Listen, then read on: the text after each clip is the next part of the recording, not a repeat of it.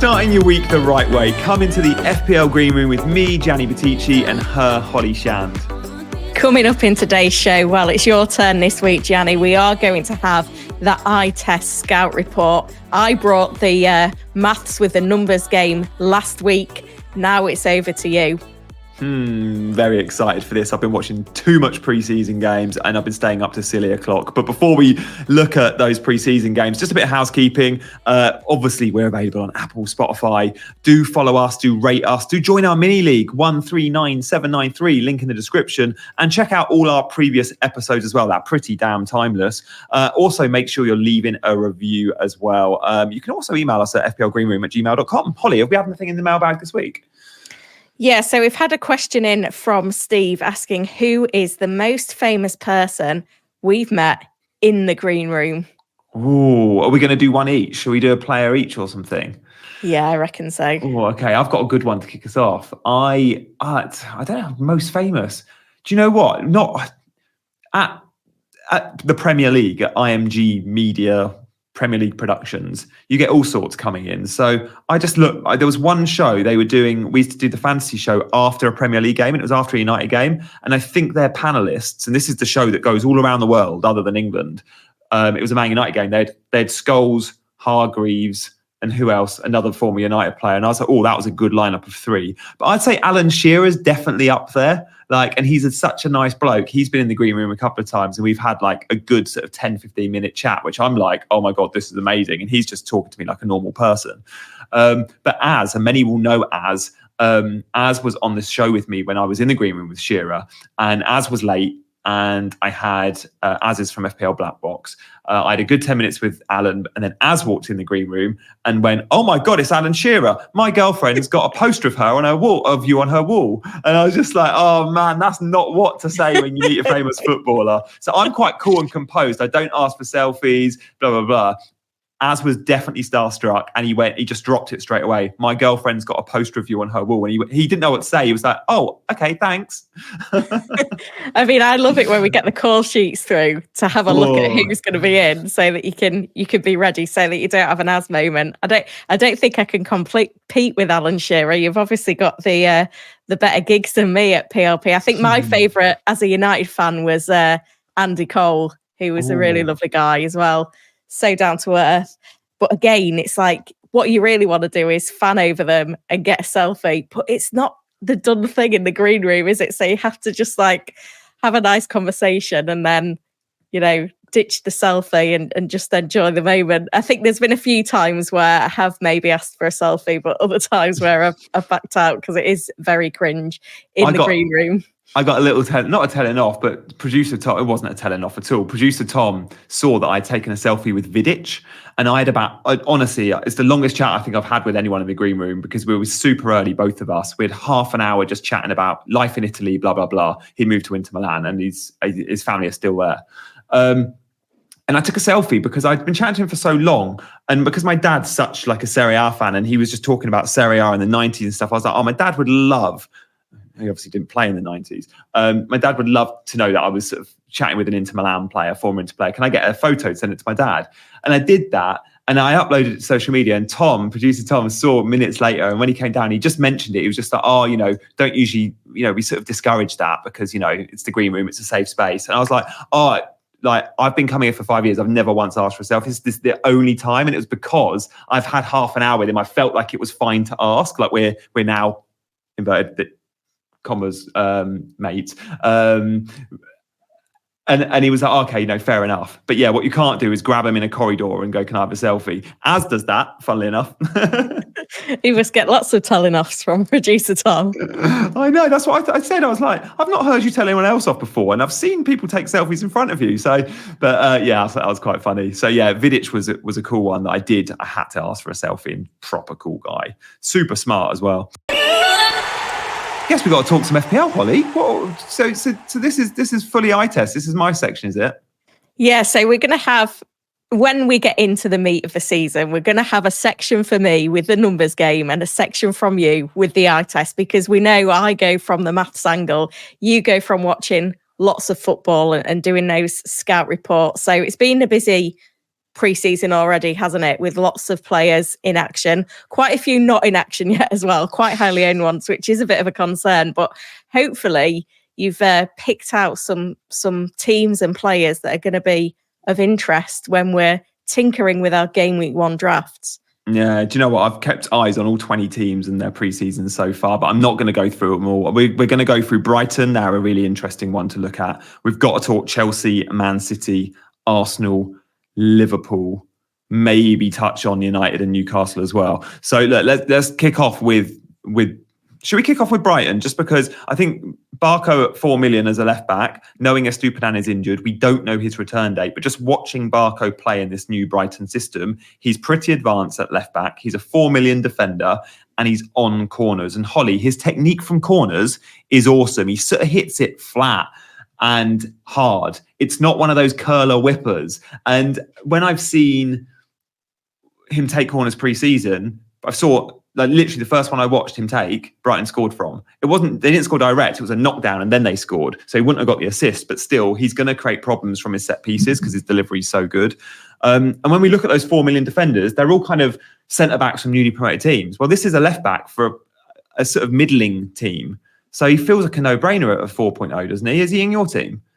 Yeah, he is. And I'm looking at him at the moment at sub 1 thinking, could he be the third defender? Yeah. Because that would just be incredible if you could lock in a third defender at 4 million. Like, think Lundstrom from 3-4 seasons ago. And often it's a bit of a throwaway of, oh yeah, they were on set pieces, they take a few corners, but it's encouraging to hear that he is going to be a problem taking corners. And I think with March, he doesn't look like he's probably going to make game week 1 on his comeback. Yeah. There is the opportunity there for someone to come in and dominate the set pieces for Brighton, which is super exciting. I mean, I've got 2 Brighton players in my team at the moment, and I think no Europe this season is obviously going to help them as well, because that really did make things a struggle last campaign. So I think there's enough to go on to think that Barco's got to be in there, and can he be a starter? That's my question now, which I'm debating, because if you could get away with a 4 million third defender, that's another 0.5 freed up. I mean, my bench at the moment is terrible in terms of the amount of money I've spent on it. Yeah. But he could be a great enabler. So if you got, because I've got 2 4 million defenders, he's my defender 4 at the moment, and I've got a defender 5, Harwood Bennett. So are you thinking you could have 3 4.0 defenders? Potentially. I mean, it's high risk, isn't it? It is high risk. I'm there for that. But then you find, like, if we're talking about Barco and him being such a good asset to start the season with, having all this and then benching him then feels like a bit of a negative. So I think, you could potentially commit to him being that third defender and seeing how it goes for the first few game weeks. But then, you're not going to have a good backup from your bench necessarily in that scenario.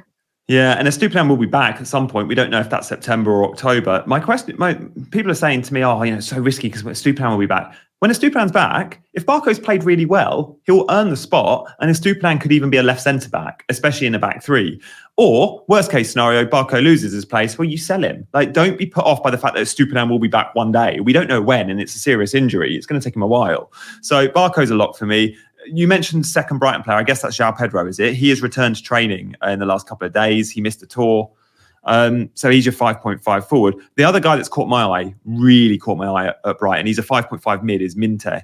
I think that pronunciation's right, but this is a wide forward. He plays on the right-hand side, and he's been scoring goals. And he's been scoring goals really well. With Solly March injured too, or unlikely to be fit game week 1, we don't really know that. Then Minte could be a real problem player. He could be. Look, I don't think anyone can be last season's Cole Palmer. Like, none of those 5 million mids are going to get Cole Palmer points. But when I look at the 5 to 6 million mids and think which one could go on a big sort of haul next season, Smith Rowe is one, but Minte is definitely another. So yeah, that's my kind of Brighton eyes. The manager, by the way, he has got a good record of keeping clean sheets. And he's got a good record of getting goals out of his number 9s. So worth monitoring those 2 things. Speaking of budget midfielders, let's just turn our attention to Chelsea. Madueke has been playing all the minutes in the US from the right-hand side. And I just want to touch on the formation that Maresca is using. This is really important for everyone, I think, if you're buying Chelsea players. In possession, and I've watched them again recently, against Club America. In possession, it's a back three. It's a two-man defensive midfield with a fullback. So it's one defensive midfielder and the fullback. There's the two protecting. And then it's a four behind the striker. So it's a 3-2-4-1 in possession. So what we're seeing is two centre-backs and say Reece James in the back three. And then the left-back in the recent friendly was Gusto. He played in a middle two because he inverts with Lavia. Lavia's addition is brilliant. And then the four is two wide men.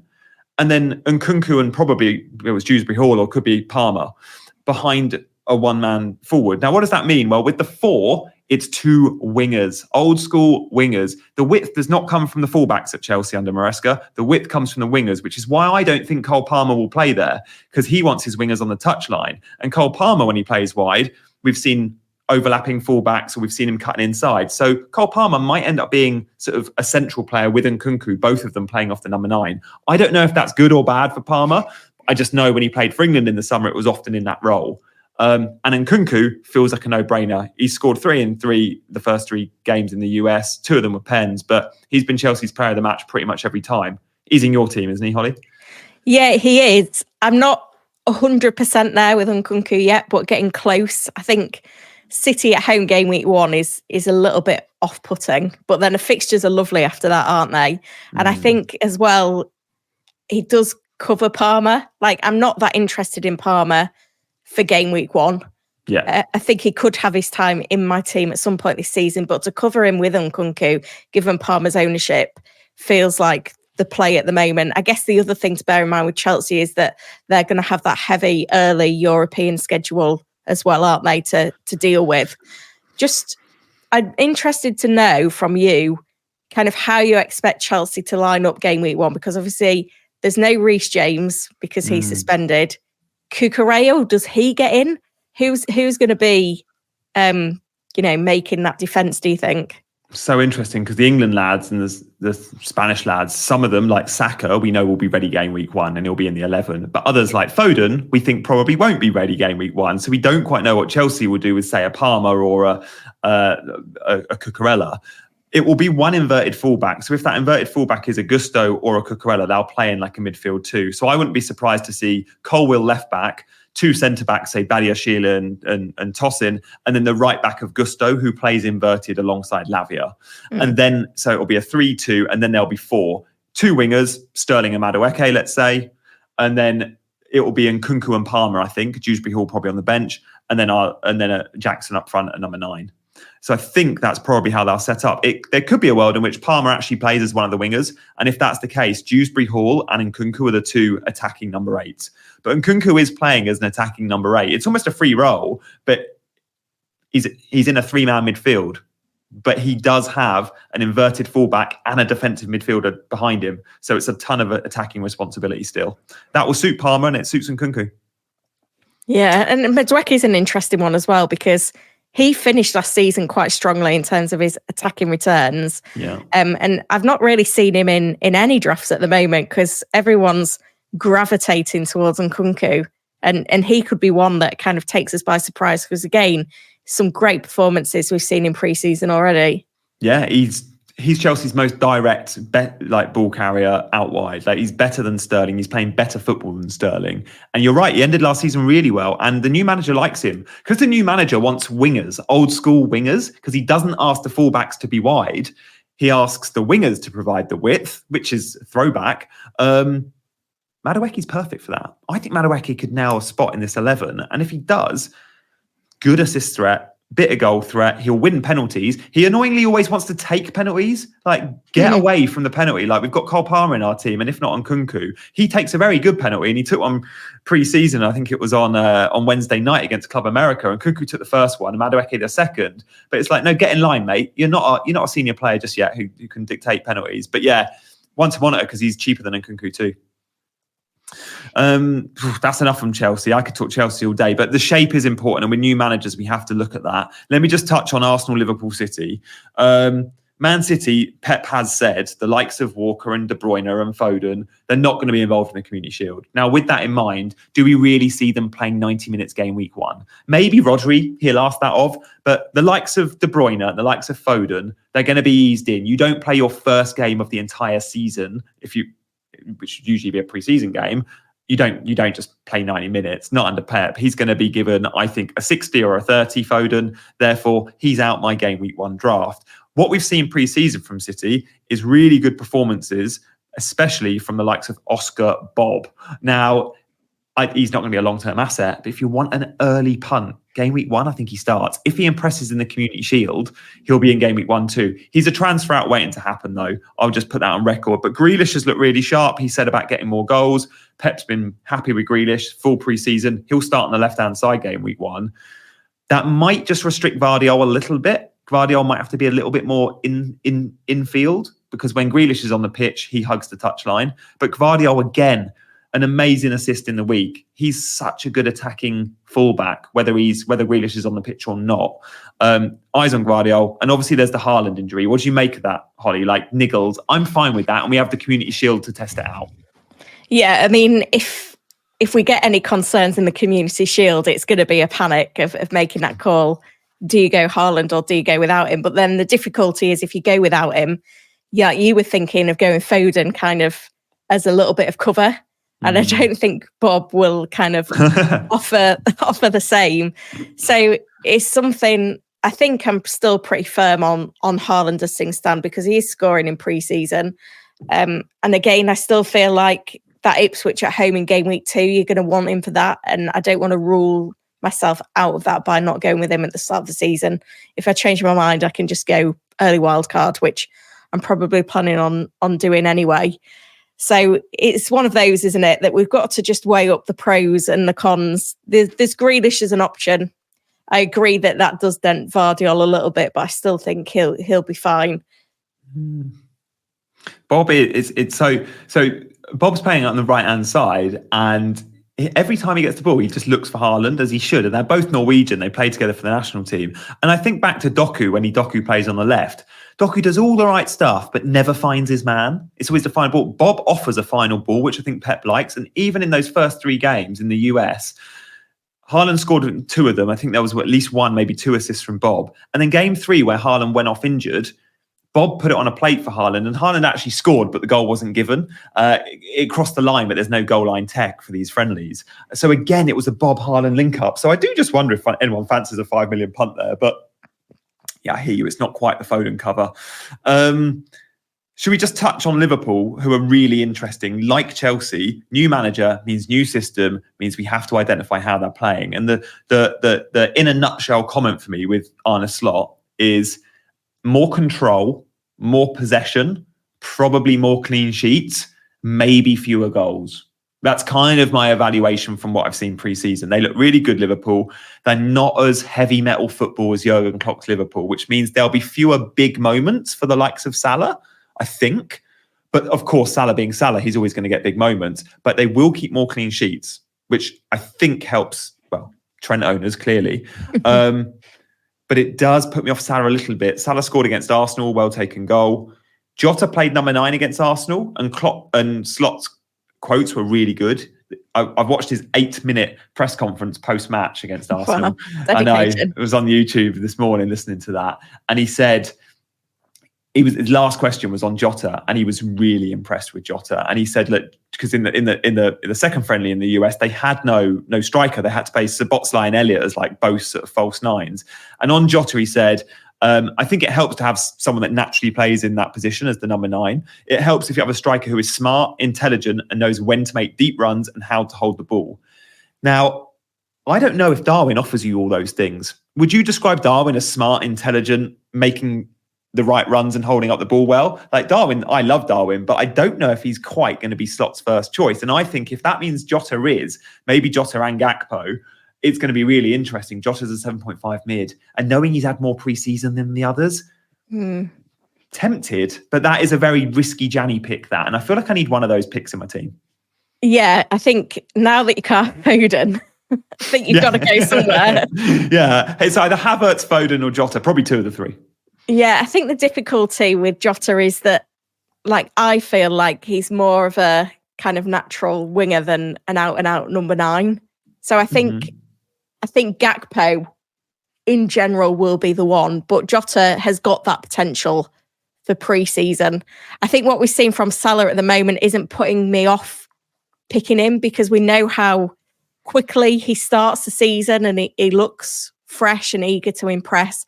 I think it was kind of fatigue that meant that maybe he wasn't as clinical in his finishing towards the end of last season. We know from the numbers we talked on last week that he was still getting those big chances and XG, but wasn't necessarily converting. So I'm still happy with Salah. I'm really interested in the Liverpool fullback still. Neither of them in pre-season training though. Yeah.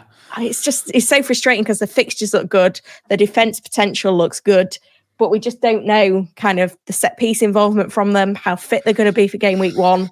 So it's going to put me off ultimately going there, I think. And Vardiol v the Liverpool fullbacks, he's going to start game week 1. You know what he can do. He's kind of guaranteed information v a punt. Yeah, Guardiola is, for the first 4 or 5 games, you just know Pep won't muck around with that, and he's had a full pre-season, so he's locked in. Tsimikas was on corners for Liverpool. Liverpool played Bradley and Tsimikas, and Bradley does go forward, and Tsimikas sort of goes to back 3 in possession. And again, a bit like Maresca, there's a slight difference in how he's going to use his fullbacks slot than Klopp. Worth noting, yeah, and you make a good point. Like Jota was always, like, when we look back at his Wolves days, he was kind of a wide forward, likes playing off the left. But the more and more time's gone on, I see him as someone that can do that kind of false 9 role so well. And many will say at Liverpool, he's been the best finisher at that club, like for a while. Like his finishing is very, very good. I was really happy to see in the Arsenal-Liverpool game, Jota hit the post. Because if Jota scores, Holly, you know FPL Twitter straight away. 7.5 minutes, Jota scored. So the fact he hasn't scored, I want him to hit the post 1,000 times over. Because come game week 1, that might not be the post. That might be the back of the net. I've genuinely tempted there. Another player I'm tempted on, we're going to move away from Liverpool to Spurs, because I have to touch on Spurs. Because he's a 6.5 midfielder playing as the number 9, and that's Kulusevski. Not many have noticed this, and because there's been no Richarlison, and Postecoglou has said, like, we can only play Son in one position, I think was his post-match comments. Like, when he was asked about, is Son a striker or is he a wide left player now? We can only play in one position. And what we've seen mostly pre-season is Son playing on his normal left-hand side. There will be games he plays down the middle, and it will be tactical. But if he's wanted on the left-hand side and Richarlison's getting a move or not in the picture or injured, then I think we're going to see a fair few games of Kulu number 9. And what we've seen on their Asia tour, we've seen a couple of games now. Kulu as the 9, Son as the wide left man. And honestly, it looks a little bit like the Son-Kane link-up of years gone by. Kulusevski is doing bits. He's provided, the partnership's nice. And he's scoring goals, Kulu, when he's not. He's assisting Son. So the two of them combining well. Now, I've got Son in my team, and I ripped up my draft a few days back to go Salah out, Son in. And now Son, and he was 9% owned. Now Son's scoring every game. I think he's going to go up to 20% by game week 1. But almost, I think he's one of the few locked players in my team, Holly. But if I didn't have Son, I'd want Kulu, I'd want Brennan, or even Pedro Porro. I want a bit of that Spurs attack, because do you remember when Ange came in last year, they hit the ground running, and people were talking about Spurs after 5 weeks of going, oh, could they win the league? Silly chat. But they were that good early on. And many of their players have had a full pre-season and not been involved in Euros. And I'm looking at Kulu and Brennan and Son. And I just wonder if they start the season again like that. Pedro Porro's been scoring goals too. He was in your first draft, wasn't he? Yeah, and going back to my initial pre-season watch list, I had 3 Spurs contenders in there. And I'm now looking with my team open on the FPL site thinking, how have I got no Spurs in there? I think Son is the one that really appealed before the game launched. And then seeing him as a midfielder, that was great. It was his price point, 10 million. It is a little tricky, I've got to be honest. You can't have Salah and Son and Haaland. Yeah, exactly. And that's the thing that's holding me back from going Son, because I am keen to have the Haaland Salah double up, but Son's going to be the one come game week 1. He goes and bags a few goals. I'm like, why didn't I go for him? Because I keep tipping him. I keep saying what a great asset he is. but he's not in my team and I don't know how to get him in. The more I see of Spurs pre-season, the more I'm promising to myself, do not go without a single Spurs player. Make sure you have one Spurs player, just because of the attacking threat, and the fixtures are good. Like Leicester away is a great opener for them. They will concede goals. If you sign Porro, do not do it for clean sheets. But his advanced positions are high. He's in the sexiest of positions of all defenders in FPL. In terms of open play average position map, Porro beats every other defender in terms of, you're going to get me attacking returns because look where you play. That doesn't mean he will always get a goal or an assist, but trust me, even more than normal, he is up there. I don't know if I'm going to pick Porro. I don't think I will, because I do want a clean sheet assurance. It should be defence first. But yeah, it's an interesting observation. Guys, if you're enjoying this show, please do. It takes you 10 seconds. Just hit that 5-star, leave a review. It really helps the algorithm and stuff. And also tell your friends about the podcast. Share it on social. We really appreciate your support if you're enjoying this show, but loads more to come. Remember, this is your Monday morning pod for the season. Holly, we have to chat about Arsenal. They are a team that have been massively disrupted by players coming back late and stuff. But the headline for me is the sharpest of the bunch, and the one no one's talking about, is Martinelli at 7 million. I don't think people will go there because they'll be worried about his minutes. Jesus can play on the left. Trossard, obviously. When Trossard came on against Liverpool, he played number 9. But Martinelli, the goal he scored against Man United pre-season was really good. He looks sharp. Arteta's been complimentary. And he's 7 million. Odegaard 8.5, Saka 10. If Martinelli is a starter, and I know that's a big if, well, last season they were all priced at 8.5. Like, they all started the same. And the season before that, they all scored the same amount of points. Martinelli's 3 million less now. Should we consider him? It's just too risky. For me, it's too risky. I think the question that I still need answering from Arsenal is it going to be a 4-2-3-1 with Odegaard 10 and Jesus maybe the 9, or is it going to be the 4-3-3 that we saw at the tail end of last season with Havertz as a false 9? And I think when it comes to the 4-3-3, I'm less convinced about Martinelli's minutes. Mm-hmm. It's whether we see the Arsenal that we saw at the start of last season or the Arsenal that we saw at the end of last season. I mean, yeah. I don't know how encouraged I am by the fact that Saka is back in the pre-season setup, because I feel like Arteta absolutely flogs him.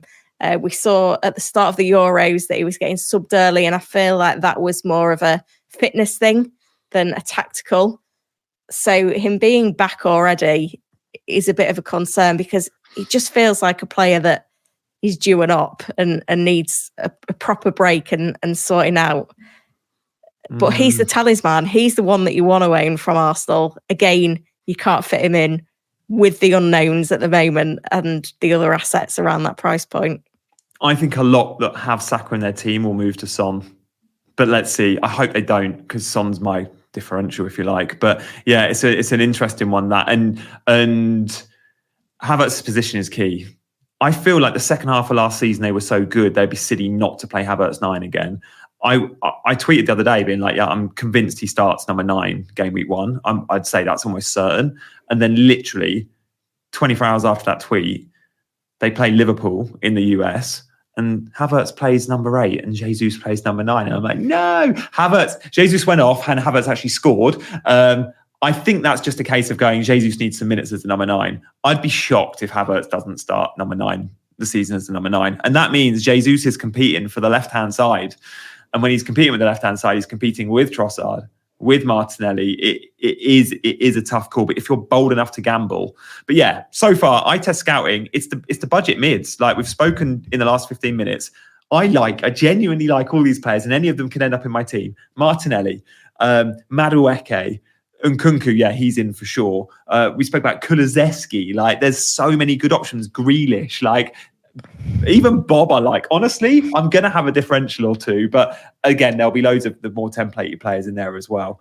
I think I've rounded up all the main clubs. But look, throughout these shows, every week, I'll give you more of a snapshot of who's catching my eye. But hopefully you're enjoying this segment. Holly, shall we move on to a bit of parenting, some lighter chat? Is it school holidays for you now? The schools are broken up, haven't they? Yeah, so I think my kids broke up probably the latest of any schools in England. It was last Wednesday. And then on the Thursday evening, we travelled down to Dorset, which is like a 5-hour drive for us because that's where my sister lives. So I always have to like build myself up for these car journeys because Rob does the driving. And it's always like, oh, you sort out the kids. I'm going to drive and let's just get there. So it's always my job on entertainment. But Billy, my youngest, she'd finished like her year in preschool, which she's still got another year, but a lot of her friends were moving up. So they'd done like this little performance at the end of term with this song. I'm gonna play it to you now so that you get the benefit. Well, I'll get Mark to drop in the audio so that it sounds a lot better. But I mean, like all parents think their kids are cute, but other people tell me that she's cute, and this song is pretty cute. So I'm gonna play it so that you can hear it in all its glory.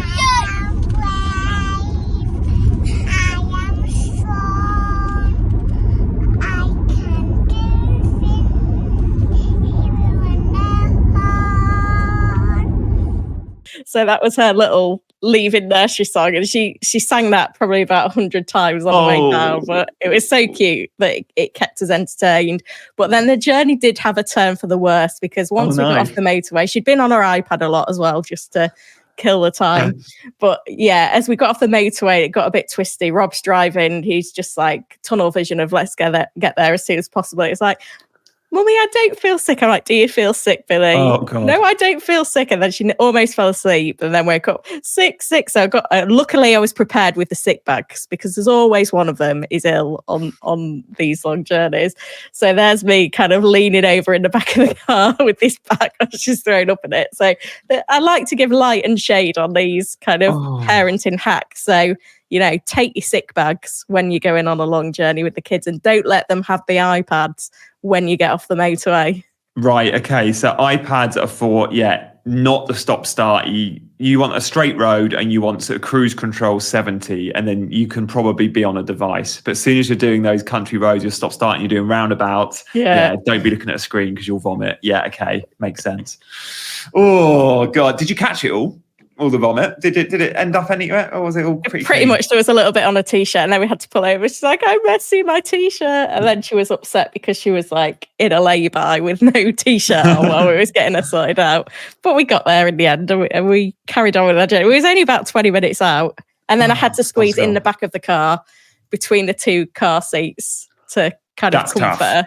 The two car seats take up so much space. We've been there and tried that and gone like, oh, you've got like barely no room for a human, not an adult anyway, in between them. So you've done well there to squeeze in. If I had smelt that sick, like if I was Rob and driving, I would have had to pull over and probably vomit. Like I smell vomit and vomit myself. So yeah, I'm glad that wasn't me. Got that to look forward to though. Very good. Well, look, we'll be back again next Monday morning. But guys, do go back and listen to previous episodes. If you enjoyed this one, you'll love last week's. We looked at some data from last season, which is really interesting for your pre-season scouting. And obviously the mini league, do check out the link in the description and join our mini league. And make sure that you're following the show. Give us a 5-star review and remember to ask your questions. You can do this in a review or you can send it to fplgreenroom@gmail.com. But we definitely need a couple more questions for our next episode. So if you do send one in, you've probably got a good chance of having it read out. Yeah, this is your platform, guys. Like Holly and I do quite a lot of content, and a lot of it is a lot of it is by ourselves. A lot of it is more serious, might be on TV, whatever. This is your platform to ask us anything. Whether it's a parenting hack, a famous player we've met, or if it's, of course, FPL related, we want to hear it. So yeah, do get involved with that, guys. And thank you so much for listening. We will be back in the green room next Monday morning. See you later.